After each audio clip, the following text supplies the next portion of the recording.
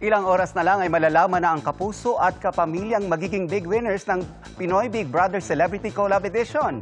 At mula sa Quezon City, nakatutok live si Athena Imperial. Athena?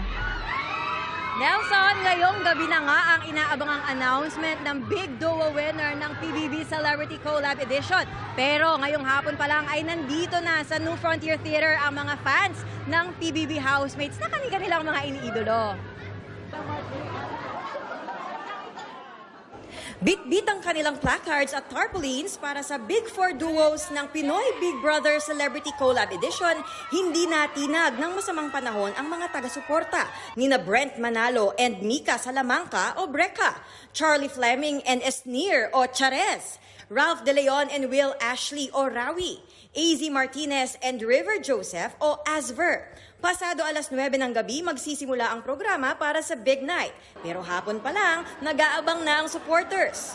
Sa pagkatapos ng PBB Celebrity Collab Edition, feeling sepangs na agad ang mga kapuso host. Si Gabby Garcia. Iyak ako. Sad. Senti mode sa kanyang signing off PBB Celebrity Collab Edition update video. I'm Gabby Garcia, ang kapuso itlo ni Kuya, signing off this season. Ibinahagi niya rin sa IG ang kanyang favorite moments as PBB host.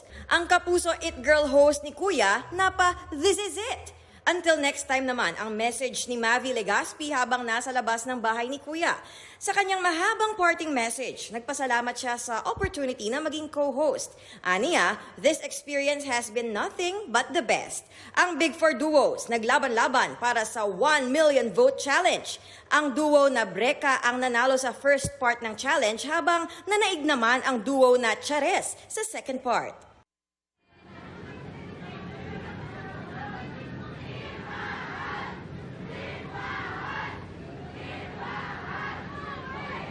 Nelson, 3 oras na lang bago ang Big Night, kaya tumutok tayo dito sa GMA Integrated News para updated kayo sa showbiz happenings.